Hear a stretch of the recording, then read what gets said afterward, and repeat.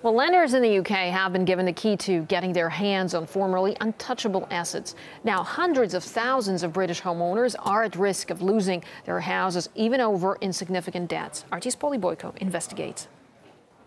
Frankie's run up several £1,000s worth of credit card bills that he can't pay off. And because of new laws, he could lose his home as a result. New regulations state that an individual needs to owe just £1,000 on their credit card or personal loans for a lender to force them to sell their home through court. Nobody asked me or twisted my arm or forced me to take out the credit, right? That's my doing entirely. But the word unsecured was attached to it.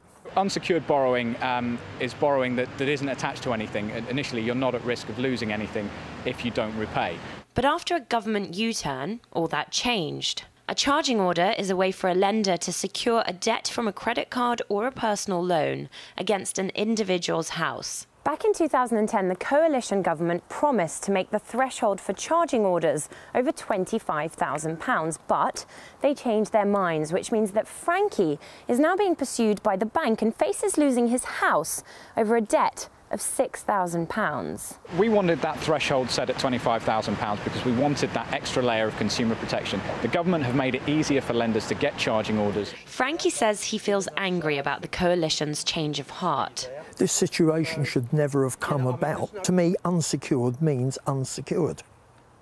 But it's not. They've now secured it on my property when I didn't sign for a secured loan. He's not alone. Britain's Office for Fair Trading has already warned major banks over threatening to force debtors to sell their homes over debts of just over £1,000. But the Justice Ministry says that by introducing the threshold, they're actually helping protect debtors.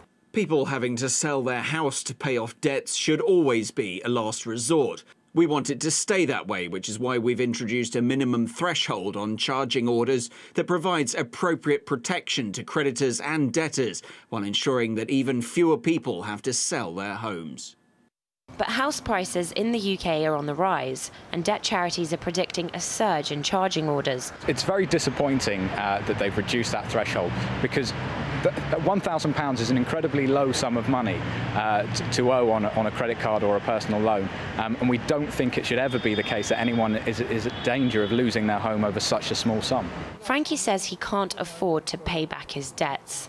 How does it make you feel, the thought of losing your home?